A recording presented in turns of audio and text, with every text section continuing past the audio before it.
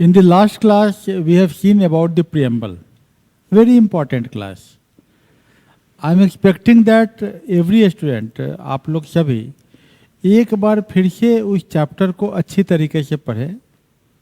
Whoever are the constitutional experts, उनका भी views ले ले और एक इस पर प्रेजेंटेशन जरूर तैयार करें. Because we are preparing for the examination, we are preparing for the interview as well. Integration of the personality means written, verbal and objectivity. ये तीनों साथ चलना चाहिए. Now we come to the part of the constitution. सबसे पहले हम articles की बात करेंगे. तो like article union and it's territories. पहले तो हम अपने एरिया को डिफाइन करेंगे. Union, union of states. Territory, what does it mean by territory? हम लोग एक वर्ड तो पहले भी पढ़ चुके हैं ना कि we are the sovereign.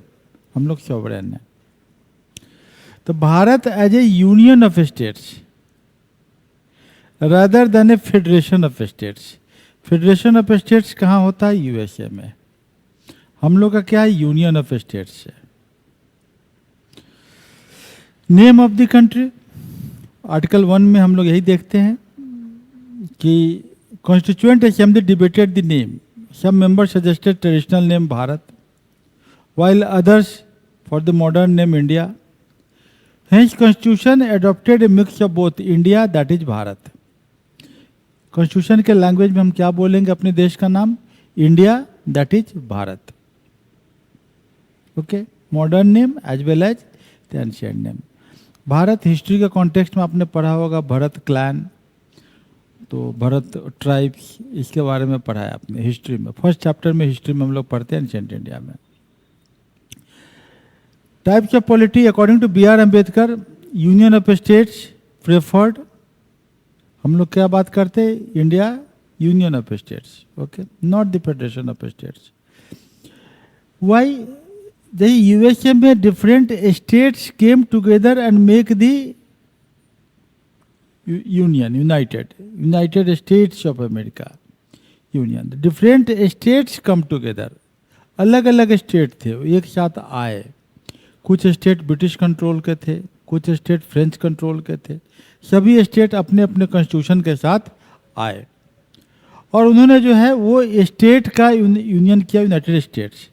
Indian federation ने कोई इस तरह का एग्रीमेंट नहीं है, not as a result of agreement as it has been in the United States of America.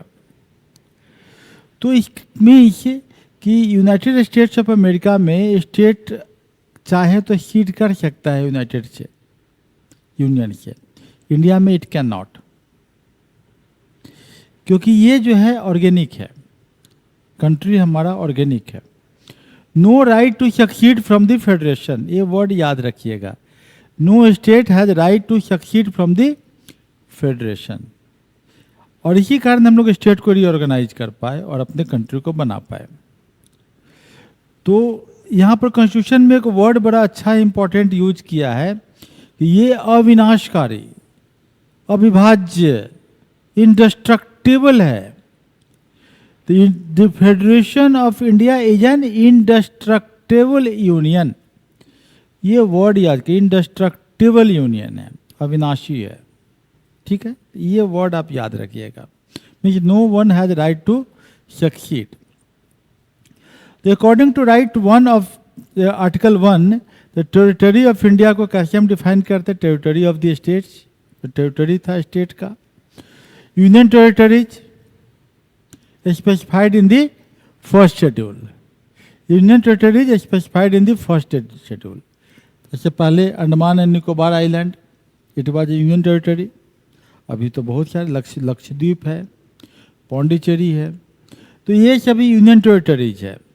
तो टेरिटरीज ऑफ द स्टेट्स, जैसे जब हमारा देश आज़ाद हुआ 14 स्टेट बनाए गए और टेरिटरीज अंडमान निकोबार आइलैंड था. और टेरिटरीज वो भी हो सकते हैं जो कोई हमने एक्वायर किया, लाइक सिक्किम, या बाद में पुर्तगाल से हम लोगों ने लिया गोवा.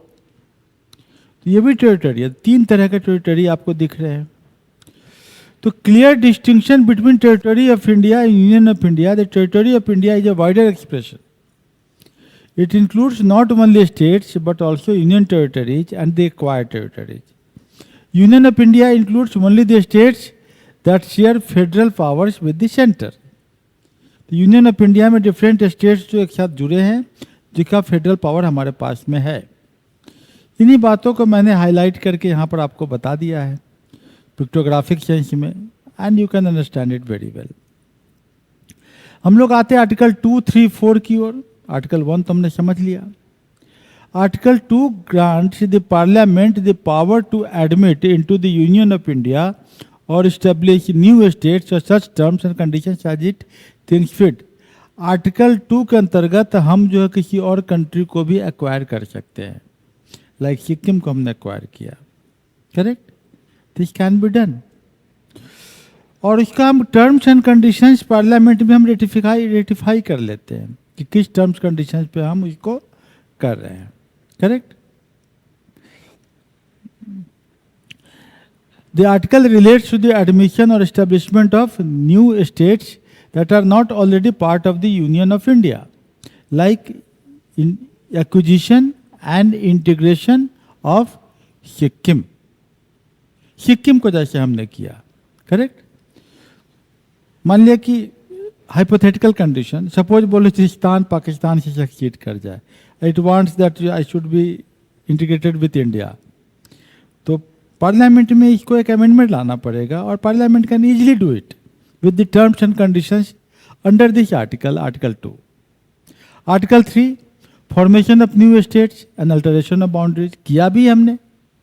स्टेट के बाउंड्री को अलग, जैसे बिहार और झारखंड 2 स्टेट बना दिया.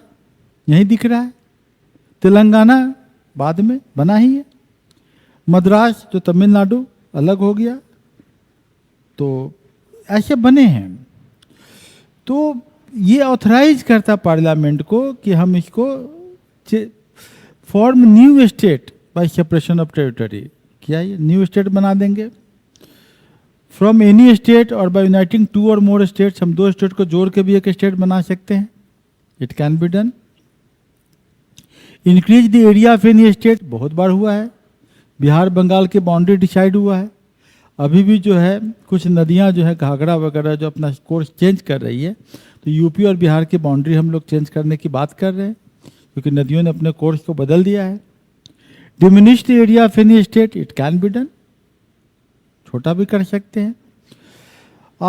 Alter the boundary of any state. हो ही रहा है. Alter the name of any state. किया भी है. तेलंगाना नाम डाल दिया, झारखंड नाम डाला. ठीक है. अब हम लोग आर्टिकल 3 की ओर आता है. The constitution lay down 2 prior condition for making such changes. अगर कोई चेंज लाना है, यहाँ से क्वेश्चन पूछा गया पीटी में, याद कीजिएगा. मैं आपको बार बार एक चीज बोलूंगा, क्वेश्चंस कैसे बनते हैं वो आपको इसी सब से मिलेगा. अगर आपने बुक को स्टडी करने का तरीका जान लिया, if you have really understood the art of reading the book, studying the book, evaluating the book, you will know the art of making the question papers also. अगर आपने पढ़ना नहीं सीखा तो रट के तो एग्जाम नहीं निकाल पाओगे. आईएएस का हॉलमार्क होता है उसको पढ़ने आता है. वो फाइल पढ़ लेता है, समझ लेता है, अंडरस्टैंड कर लेता है. ये बहुत, और क्रोनोलॉजी तुरंत निकाल लेगा वो. व्हाट इज नॉट वो बहुत कर लेगा, तुरंत कर लेगा कि ये नहीं है. क्या है उसके सैलिएंट पॉइंट्स वो लिख लेता है, जान लेता है. तो ये एनी सिविल सर्वेंट ही knows the art of reading. यहाँ पर क्या है भाई कि constitution lays down 2 prior conditions. कौन से 2 प्रायर कंडीशन? यही पूछ देगा क्वेश्चन कि statement 1 and statement 2 both are correct and statement 2 ratify, substantiate, verify the statement 1. ऐसा करके क्वेश्चन दोनों यही 2 लाइन लगा देगा कि bill contemplating the changes for the state boundary etcetera can be introduced in parliament only with the prior recommendation of the president. This statement is correct. किसी भी state के बारे में कोई भी चेंज लाने की बात होगा तो किसका प्रायर रिकमेंडेशन चाहिए? प्रेसिडेंट का। प्रेसिडेंट का ये पावर जो है नॉर्मली आप लोग भूल जाते हैं, ये पावर याद रखिएगा, क्वेश्चन यहाँ से बन सकता है। फिर मत बोलिएगा सर आपने बताया था फिर भी क्वेश्चन जो है सब नहीं देख पाए, हम गलती करके आ गए। गलती करने का चांस नहीं है, क्योंकि आपकी किताब तो एक ही है और एक ही किताब को बार बार आपको पढ़ना है ना, और उसी किताब को अंडरस्टैंड करना, वहीं से क्वेश्चंस बनाने हैं। अब मैं आपको वही क्वेश्चन बना के दूंगा और आप वहीं से लिखेंगे। Before recommending the bill the president has to refer the same to the state legislature concern. Recommend करने से पहले प्रेसिडेंट उस स्टेट को जरूर भेजेगा जो स्टेट उसके साथ अफेक्टेड होता है, उस मतलब वहाँ के लेजिस्लेटिव असेंबली, वहाँ के विधानसभा में भेजेगा। President has to refer, what is the word? Has to refer. President shall refer, करेगा ही करेगा। For expressing its views within a specified period, कि भाई जल्दी से कर लीजिए। The president of parliament is not bound by the views of the state legislature. State legislature अब जो करना है करे, जरूरी नहीं है कि सेंटर उसको एग्री करेगा या नहीं करेगा, लेकिन एक बार उनका व्यू पॉइंट लिया जाएगा। तो prior recommendation of president and president shall refer to the Vidhan Sabha legislative assembly. ये वर्ड क्लियर हो गया। Not considered constitutional amendment. Article 4 declares that laws made for admission और एस्टेब्लिशमेंट ऑफ न्यू स्टेट्स, अगर कोई new state बनाना है, और formation of new state और alteration of areas boundary name of the existing state are not to be considered as amendment of the constitution under article 368। मतलब किसी भी state के बाउंड्री को चेंज करना है, अल्टर करना है, तो जरूरी नहीं है कि आर्टिकल 368 के अंदर में अमेंडमेंट किया ही जाए। It is not essential, it has been done, लेकिन इट इज नॉट इसेंशियल। ये क्लियर कर रहा है article 4। Not considered constitutional amendment under article 368 करने की जरूरत नहीं है। इस तरह के क्वेश्चन यूपीएससी हमेशा पूछता है, क्योंकि अगर वो ये जांचना चाहता है कि क्या स्टूडेंट्स को अंडर द लाइन रीडिंग करने आता है कि नहीं, क्योंकि आपके पास बहुत फाइल आएंगे, दुनिया भर के फाइल आते हैं। क्या आप फाइल को रीड करना जानते भी हो कि नहीं जानते हो, वो कैसे हम टेस्ट कर सकते हैं? I can test your bureaucratic capability only by the subject जो आपने पढ़ा है ग्रेजुएशन तक, उसको आपने पढ़ा है ठीक से कि नहीं। I am knowing lot of people, बहुत सारे बोलते हैं सर मेरा हिस्ट्री तो बहुत बेकार है। हम बोलते लेट अस स्टार्ट। मैं क्या करता हूँ, क्लास 3 का हिस्ट्री देता हूँ उसको, तो पहले इसको पढ़ के एक्सरसाइज करके लाओ, रटना नहीं तुम। फिर उसको क्वेश्चंस दे देता हूँ क्लास 3 का, बोलता सर इसी चैप्टर में से मैं इतने क्वेश्चन गलत कैसे हो गए, क्लास 3 का किताब में से मैं इतनी गलती कर लिया हिस्ट्री में, शेम ऑन मी, मुझे अपने पर शर्म आ रही है। बोले बेटा तुम शर्माओ मत, you are a product of the present level of education. और इस चीज को बचपन से 3rd क्लास में सीख लेना था कि पढ़ाई कैसे की जाती है। अभी मैं बहुत सारे स्टूडेंट के साथ करता हूँ, ज्योग्राफी पढ़ा देता हूँ 5th क्लास का, बोला चलो ज्योग्राफी करो 5th क्लास का, लेट अस स्टार्ट। फिर क्वेश्चन पूछता हूँ, बहुत गलती करता, 50% क्वेश्चन भी सही नहीं कर पाता है क्लास 5th के ज्योग्राफी से। और ये है जो स्कोर 10th में 90% प्लस, लेकिन 5th की ज्योग्राफी में खत्म, 50% में नंबर नहीं ला रहा है। मतलब कुछ को आर्ट ऑफ रीडिंग नहीं समझ में आया है। बहुत सारे बिहार के स्टूडेंट है, बोलते मेरी अंग्रेजी तो सुभान अल्लाह होनी ही नहीं है, ठीक ही नहीं होना। मैं बोला क्लास 1 से शुरू करो भाई। आपको 3 पार्ट में हिस्ट्री इंग्लिश पढ़ना है। एक तो 2 घंटा आप टेक्स्ट बुक पढ़ो क्लास 1 का, 1 घंटा यूट्यूब पर एक सीरीज में लेक्चर देखना शुरू करो पेन कॉपी लेके। Unless you are not keeping the pen and copy in your hand, मतलब आप पढ़ने वाले नहीं हो, फांकी मारने वाले हो, अपना बिना मतलब क्या टाइम बर्बाद कर रहे हो। पेन कॉपी लेके बैठना है और 15-20 मिनट आप बोलो, रिकॉर्ड करो स्टोरी को, देखो 4 महीना 5 महीना 6 महीना के बाद आप में कुछ इंप्रूवमेंट आता है कि नहीं। आप 15 दिन बाद बोलोगे सर कुछ इंप्रूवमेंट आया है, मैं तो अभी क्लास 1 ही खत्म किया हूँ, तभी इंप्रूवमेंट आ गया। This happens with those who are very good, जिनको बोला जाता है पढ़े लिखे अच्छे लोग हैं, उनके साथ ये होता है। तो माय डियर स्टूडेंट्स, आप बिल्कुल मत मानना क्लास 1 से आईएएस की तैयारी शुरू हो जाती है। ये बचपन से शुरू हो जाती है, क्योंकि जब तक अप्रोच नहीं बदलेगा रिजल्ट नहीं बदलेगा। ठीक है ना? तो यहां पर क्या है, not significant, this means that such laws can be passed by simple majority and by ordinary legislative process. ये बड़ा इंटरेस्टिंग वर्ड है कि स्टेट जैसे कि बाउंड्री चेंज करना, नाम बदलना है, एरिया छोटा करना है, एरिया बड़ा करना है, सिंपल मेजोरिटी से कर सकते हैं। Very simple, it doesn't require much more complex work. अब हम लोग आते हैं थोड़ा हिस्टोरिकल बैकग्राउंड में, integration of the princely states, British province and princely states. याद आ रहा होगा आपको कितने 500 प्लस प्रिंसली स्टेट्स थे, उनका रिप्रेजेंटेशन कॉन्स्टिट्यूएंट असेंबली में 93 वगैरह के करीब लिया गया था। तो 552 princely states situated with in the geographical boundaries of India. कितने? 552, सभी ज्वाइन कर लिए इंडिया को, ऑल ज्वाइंट। 3 कौन कौन? हैदराबाद के निजाम, ये तो जनाब बहुत ही आगे बढ़े हुए थे, बंदूक बंदूक सब अपने पास रखे हुए थे। ये तो नेवी की बात कर रहे थे, बोल रहे थे फ्रांस से हमको मदद मिल जाएगा, यहाँ से मदद मिल जाएगा और पाकिस्तान से मदद मिल जाएगा। हैदराबाद के निजाम है कि नहीं? जूनागढ़ एंड कश्मीर, ये 3 जो है आपको प्रिंसली स्टेट्स ने साफ साफ मना किया। भोपाल वाले भी शुरू में मना किए थे, वो सैफ अली खान जो है वो लोग भी मना किए थे, इनके परिवार वाले भी, लेकिन वो लोग बाद में धीरे धीरे सरेंडर कर गए। लेकिन ये लोग तो बिल्कुल नहीं भाई हम नहीं आएंगे, रिफ्यूज कर दिया। हैदराबाद में क्या किया? ऑपरेशन पोलो, सरदार पटेल जो है पुलिस को घोड़ा लेके ऑपरेशन पोलो करवा दिया, बॉल बन के दौड़ाया, पुलिस फोर्स अप्लाई करना पड़ा।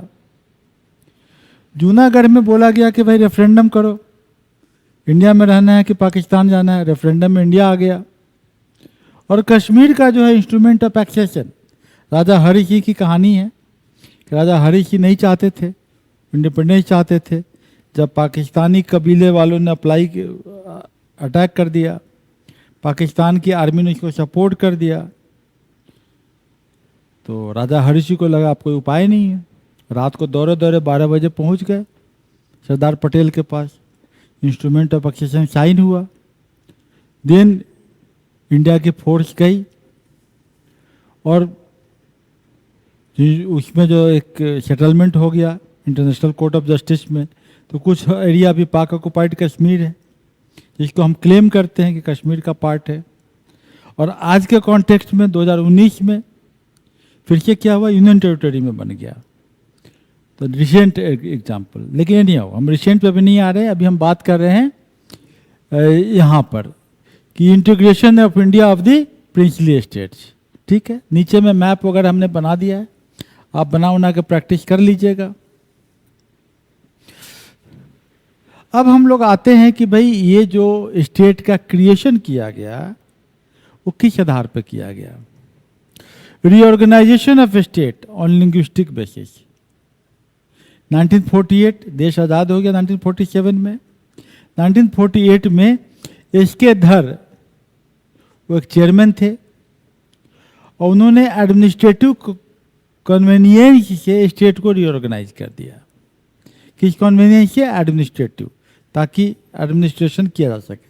सेंट्रल प्रोविंस चलो भाई यहाँ पर है मध्य प्रदेश, यूनाइटेड प्रोविंस चलो उत्तर प्रदेश, ऐसे एडमिनिस्ट्रेटिव कन्वीनियंस से कर दिया। और ज़्यादा लिंग्विस्टिक फैक्टर पर उसमें ध्यान नहीं दिया एसके धर ने। क्या इंपॉर्टेंट वर्ड है यहाँ पर?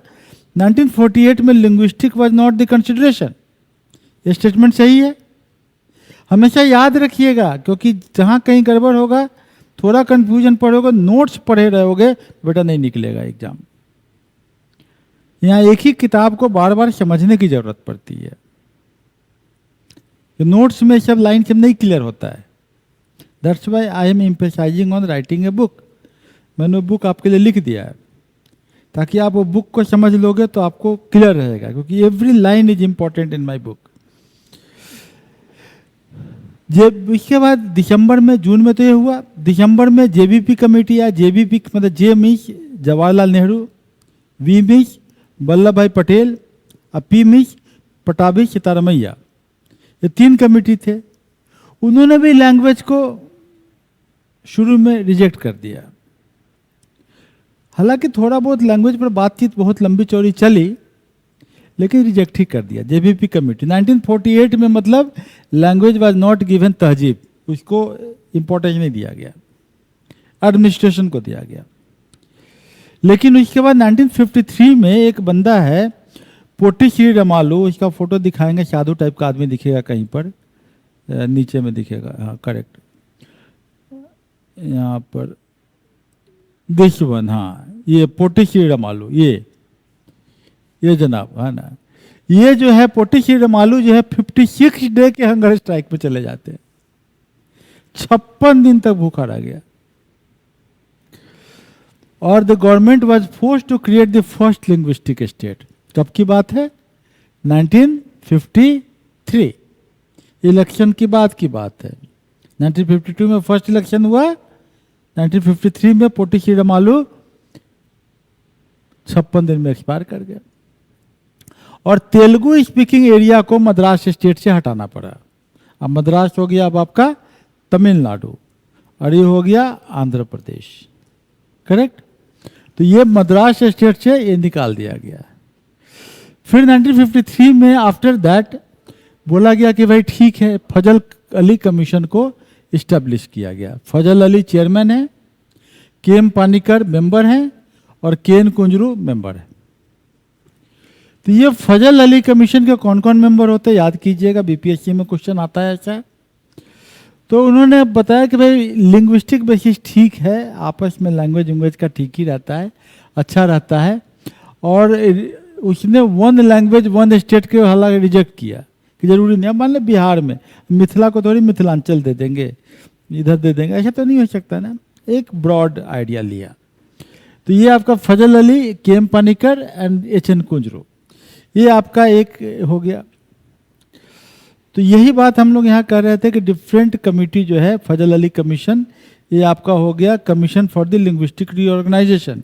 इस पर शॉर्ट नोट्स आ सकता है, आपको लिखना पड़ेगा इसमें, करेक्ट।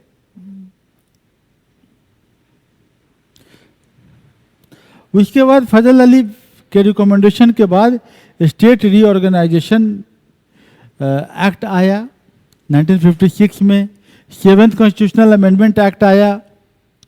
और जो 4 फोल्ड क्लासिफिकेशन ऑफ स्टेट्स जो था, तो उसके आधार पे उसको हटाया।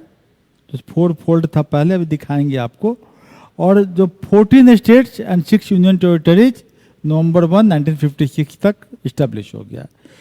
तो what was the event of state reorganisation occurred before 1 November 1956, ये आपसे क्वेश्चन लिखने को दिया जा रहा है, ताकि आप लिखिए इसको। अब हम लोग आते हैं टेरिटोरियल रीऑर्गेनाइजेशन। यहाँ देखते हैं कि 4 पार्ट दिया, पार्ट ए, पार्ट बी 9, 9, 10 तो 29 और एक union territory, part D, A B C D, जो 4 स्टेट की जो बात करते हैं। कब की बात कर रहे हैं? 1956 में इसको एबॉलिश किया।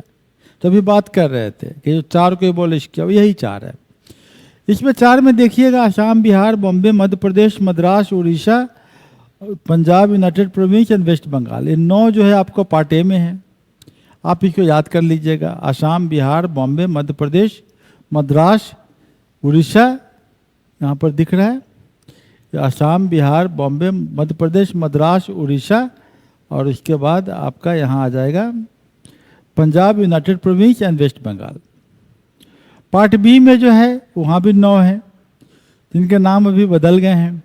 हैदराबाद जो हो गया आंध्र प्रदेश, जम्मू एंड कश्मीर तो है ही, मध्य भारत मध्य प्रदेश, मैसूर अभी हो गया ये मैसूर, और आपका पटियाला ईस्ट पंजाब जो पंजाब हो गया, मैसूर कर्नाटक हो गया, राजस्थान ठीक है, सौराष्ट्र जो गुजरात का एरिया हो गया, बाद में बदल गया, ट्रावनकोर कोचीन केरला, विंध्य प्रदेश जो विंध्य भारत जो मध्य प्रदेश का पार्ट है, इसी तरीके से 9-9-10 होगा। 10 का फॉर्मूला में ये आ गया, जो ज़्यादातर पिछले स्टेट्स या दिल्ली की बात हो रही है इस एरिया का। और एक यूनियन टेरिटरी में जो है आपका अंडमान निकोबार है, जो 1956 में इसको बदल दिया गया।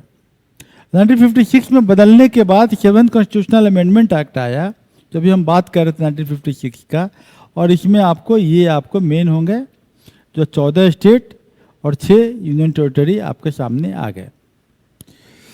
तो comparison clearly shows how the complex multi tiered integration of princely states and British provinces was streamlined into a modernized linguistically administrative cohesive map of 14 states and 6 union territories in just 6 years। ये आपसे question पूछा जा सकता है कि नवंबर 1 1956 में what was the major outcome, what was the history behind it. ये question mains का बन सकता है।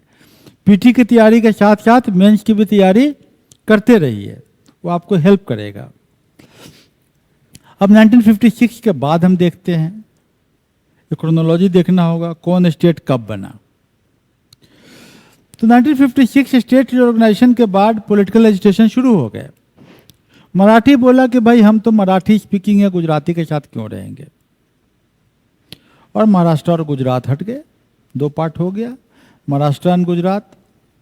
Bilingual state, Bombay was divided into 2 separate state, Marathi speaking and Gujarati speaking. तो गुजरात क्या होगा 14 के बाद अब 15वां हो गया, बॉम्बे पार्ट बट गया। तो विच one is the 15th state? Gujarat. उसके बाद क्या हुआ, दादर और नागर हवेली पुर्तगीज के अंदर में था, तो पुर्तगीज से हम लोगों ने पुलिस एक्शन करके इसको लिबरेट करवा लिया, और लिबरेशन के बाद इसको यूनियन टेरिटरी बना के हम लोगों ने 10th कॉन्स्टिट्यूशनल अमेंडमेंट एक्ट लाए 1961 में अपने पास रख लिए। गोवा दामन दीव वही सेम 1961, दादर नागर हवेली और गोवा दामन दीव, ये दोनों को हम लोग इसको 12th कॉन्स्टिट्यूशनल अमेंडमेंट एक्ट लाए। 1987 में बाद में गोवा को हम लोगों ने स्टेटहुड दे दिया। क्या दे दिया? गोवा को स्टेटहुड दे दिया 1987 में। ठीक है, तो ये आपका वहाँ की कहानी होगी। इधर हो गई फ्रेंच टेरिटरी जो पुडुचेरी। तो पुडुचेरी या जो 1962 में, पुडुचेरी के अलग अलग पार्ट है, मैप में जरूर याद करके देख लीजिएगा पुडुचेरी के कहाँ कहाँ कौन कौन पार्ट है। पुडुचेरी, कराईकल, माहे और यनम, ये 4 हैं आपके, वो दिखेगा तमिलनाडु का बॉर्डर में, आपको देख लेना है। चारों 4 जगह पर है, ये क्वेश्चन पूछ देता है ऐसे। तो ये जो है फ्रेंच ने बोला कि भाई ठीक है आप ले लो, तो हमारा 14th कॉन्स्टिट्यूशनल अमेंडमेंट एक्ट आया। हो सकता है आपके मैचिंग में पूछ ले, 12th के साथ कौन स्टेट बना, 10th के साथ कौन बना, 14th के साथ कौन बना, which one is not correctly matched, which 2 are correctly matched. UPSC एकदम अंदर तक घुस के क्वेश्चन पूछता है बेटा, तो आपको किताब पढ़ना तो आना चाहिए। क्वेश्चन हम बता ही रहे हैं कैसे बनता है वहां पर, ये समझ में तो आ ही रहा है।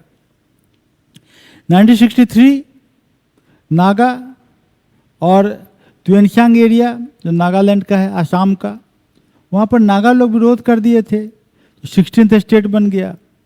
इधर अब आ गए भाई पंजाब में चंडीगढ़ को लेकर लड़ाई हो गई, पंजाबी स्पीकिंग की लड़ाई हो गई, तो शाह कमीशन आया, और शाह कमीशन ने हरियाणा को 17th स्टेट बना दिया और चंडीगढ़ को दोनों के बीच में बांट दिया। मणिपुर, त्रिपुरा एंड मेघालय, ये जो है 19 और 20 21 अगस्त हो गया। 72 तक अब कहानी हो गई। अब एक इम्पॉर्टेंट डेवलपमेंट सिक्किम का हो गया। सिक्किम 1975 में हमारा पार्ट बन गया। पहले चोग्याल डायनेस्टी था सिक्किम में। चोग्याल डायनेस्टी थोड़ा लिख लीजिएगा, व्हाट इज चोग्याल डायनेस्टी, कहाँ था कैपिटल, उस समय गैंगटोक नहीं था, तो चोग्याल का कैपिटल कहाँ था। 35th अमेंडमेंट एक्ट आया, और हमारा पहले हम लोग क्या एक्ट दिए, एसोसिएटेड स्टेट का एक्ट दिए। कौन सा स्टेट दिए? Associated state. पूछ सकता question, which among the one was given the associate state status at the beginning, वो सिक्किम है।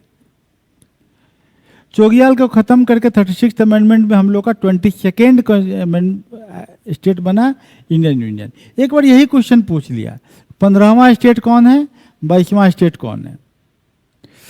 मिजोरम, अरुणाचल प्रदेश, गोवा तो हम बात ही कर चुके हैं। छत्तीसगढ़, उत्तराखंड, झारखंड 2000 में आया, बिहार झारखंड का। तेलंगाना 2014 में। ठीक है, तो Hyderabad made the joint capital for 10 years. अभी कहाँ चला जाएगा? अमरावती बन जाएगा। रिसेंट डेवलपमेंट क्या है? जम्मू कश्मीर, जिसके ऊपर आपको राइटअप लिखना है। छोटा सा बता देते हैं, Jammu Kashmir reorganisation act of 2019। क्या, किस पर नोट लिखना है? Jammu Kashmir reorganisation act of 2019। और उसके बाद जम्मू कश्मीर और लद्दाख यूनियन टेरिटरी बन गए। अब 28 स्टेट हो गए और 8 यूनियन टेरिटरीज हो गए। करेक्ट? तो how this historical chronography has come, this is important. मैंने क्वेश्चंस बीच बीच में आपको बता भी दिए हैं क्या क्या क्वेश्चन करना है। नहीं, अगर आपने नोट किया है, पेन कॉपी लेके नहीं बैठे हैं, यू आर टोटली अनब्यूरोक्रेटिक, आप एडमिनिस्ट्रेटिव स्किल आप में नहीं है, तो फिर से पेन कॉपी लेकर दोबारा सुन लीजिएगा। अगर पेन कॉपी नहीं है, इट मीन्स कि आप तैयारी नहीं कर रहे हैं, बस अपना टाइम पास करके दिखा रहे हैं समाज को कि हम तैयारी भी कर लेते हैं। ठीक है? तो फिर से दोबारा अपना पेन कॉपी लेके मेरे इस लेक्चर को सुनिए, और पेन कॉपी लिखने के बाद फिर मनन कीजिए क्या क्या क्वेश्चन सर ने बोला है, पूछा जाएगा। Then you go and read the book. आपको लगेगा कि बुक का रीडिंग का कुछ वैल्यू अब पता लगेगा। ठीक है? तो what I am doing, I am not your teacher. Teacher कौन है आपके? You are the teacher. आपका टीचर कौन है? आप खुद अपने को टीच कर रहे हो। I am only the mentor, I know that why you have not taught yourself earlier. आप क्यों अपने आप को पीछे पढ़ा ही नहीं पाए? मैं क्या करता, बहुत सारे स्टूडेंट को तो क्लास 1 से शुरू करवाता हूँ, अगेन करवाता हूँ। 5-6 महीने में वो बच्चा समझ जाता है कि अच्छा मुझे तो पढ़ना ही नहीं आता था, मुझे तो किताब पढ़ना आता है, मैं तो नोट्स के पीछे भागता था। तो ये चीज़ें बंद कीजिए, किताब पढ़ना शुरू कीजिए, not notes, book. Okay, thank you.